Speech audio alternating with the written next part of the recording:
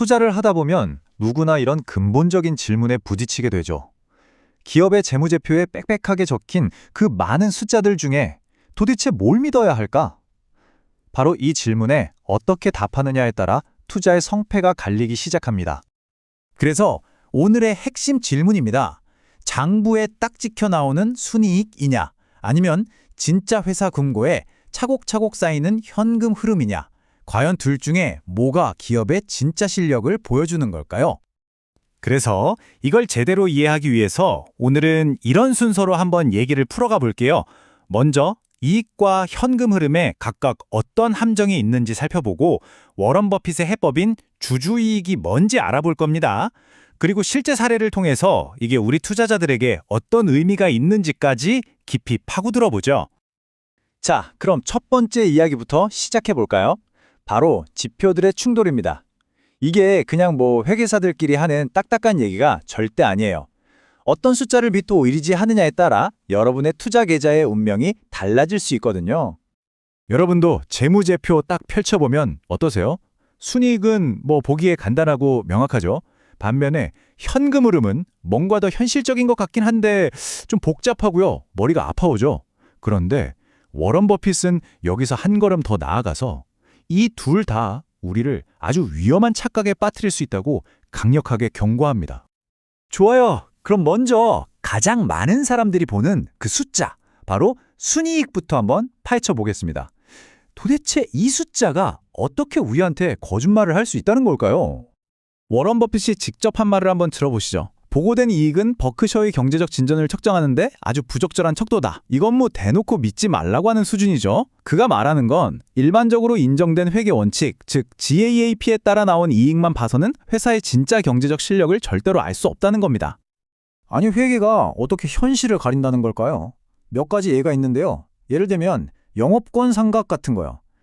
이건 진짜 돈은 한 푼도 안 나갔는데 장부상으로만 비용 처리를 하는 거예요. 뭐랄까, 회계장부에서는 유령 비용 같은 거죠. 이 유령이 실제로는 존재하지도 않으면서 이익을 깎아먹는 겁니다. 감가상각도 마찬가지고요. 그냥 추정치일 뿐 진짜 낡은 기계를 바꾸는 데 드는 돈과는 전혀 다를 수 있거든요.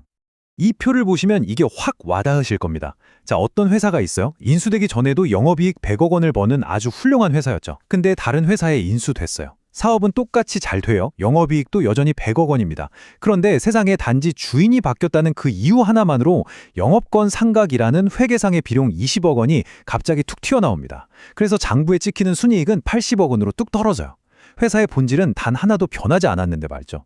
정말 환상, 그야말로 일루전이죠. 자, 그럼 이런 생각이 드실 거예요. 오케이, 순이익은 믿을 게 못 되는구나. 그럼 현금 흐름을 보면 되겠네. 맞아요. 많은 사람들이 그렇게 생각하죠. 하지만 버핏은 잠깐만요, 거기에도 함정이 있습니다 라고 말합니다. 우리가 흔히 말하는 현금 흐름은 보통 이렇게 계산하죠. 순이익에다가 실제로 돈이 나가지 않은 비용, 대표적으로 감가상각비 같은 걸 다시 더하는 겁니다. 뭔가 회계적인 분치를 지워내고 진짜 돈을 보는 것 같아서 훨씬 더 믿음이 가죠. 그런데 바로 여기서 버핏이 아주 핵심적인 질문을 던집니다. 그래서 그 사업 계속하려면 돈 안 써도 됩니까? 하는 거죠. 낡은 기계도 바꿔야 하고 공장도 수리해야 하고 지금 이 사업을, 이 경쟁력을 그대로 유지하는데 반드시 써야만 하는 그 진짜 현금은 대체 어디에 계산했냐는 겁니다. 이게 바로 버핏이 말하는 현금 흐름의 착각의 핵심이에요.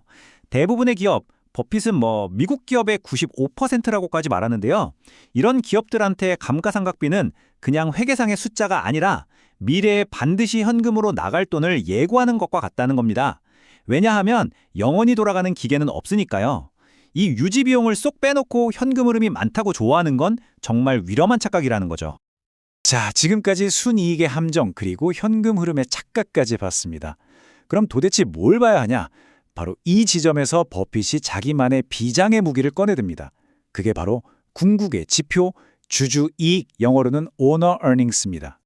이 주주이익을 어떻게 계산하냐면요. 자, 보세요. 첫째, 일단 보고된 이익에서 시작합니다.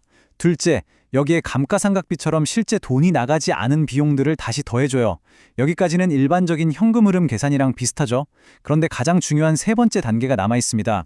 바로 사업을 지금처럼 유지하는 데 꼭 필요한 돈, 즉 유지 자본적 지출을 빼주는 겁니다. 바로 이 3단계가 핵심이에요. 물론 이 유지 비용을 정확히 알아내는 게 쉽지는 않죠. 바로 여기서 투자자의 실력이 갈리는 거고요. 이렇게 계산하고 남은 돈, 이게 바로 진짜 주인의 돈입니다.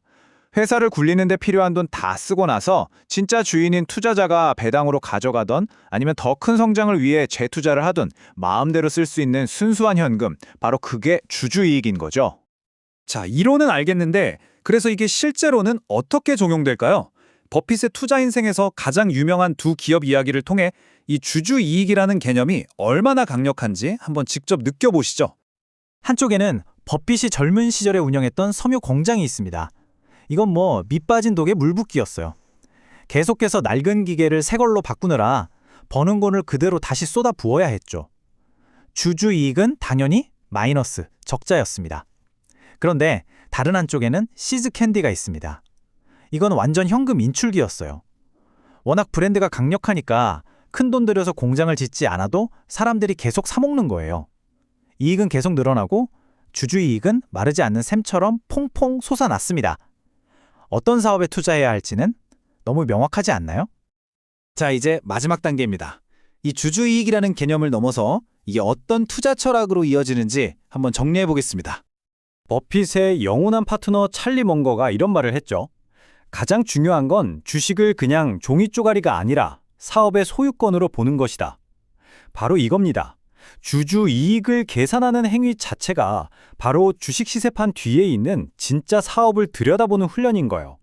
내가 이 회사의 주인이라면 진짜 내 주머니에 얼마가 남을까? 이걸 생각하게 만드는 거죠. 결국 이 철학이 우리에게 주는 교훈은 명확합니다. 첫째, 회계장부의 숫자에 속지 말고 사업의 진짜 경제성을 보라는 것. 둘째, 끊임없이 돈을 부어야 유지되는 사업 말고 적은 돈으로도 계속 돈을 벌어다주는 강력한 경제적 해자가 있는 기업을 찾으라는 것. 그리고 마지막으로 투자자인 우리의 진짜 직업은 내일의 주가를 맞추는 점쟁이가 아니라 이 사업 전체의 가치를 냉정하게 계산하는 평가사라는 사실입니다. 자, 이제 여러분 스스로에게 한번 질문해 보세요. 나는 지금 깜빡이는 주가 시세표를 분석하고 있는가? 아니면 그 뒤에 있는 비즈니스의 가치를 평가하고 있는가?